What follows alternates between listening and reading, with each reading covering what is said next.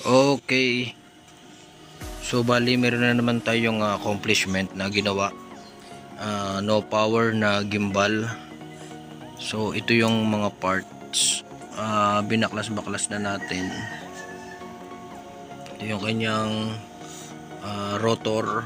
Ito yung nagbibigay balancing, yung senyales na pag ginalaw-galaw mo yung cellphone ay hindi siya parang nayayanig. So yan yung kanyang rotor na stator. Ayun, meron na siyang power. Kasi ito wala ngang power. Chinek natin yung battery, talagang almost drain. So ang ginawa natin dyan ay direct charging tayo dito sa battery. Tapos meron lang tayong tinanggal na SMD na capacitor. Palagay ko baka nababad to sa tubig. Nagkaroon siya ng corrosion. Okay, nag-corrosion. Pinalitan lang natin yon.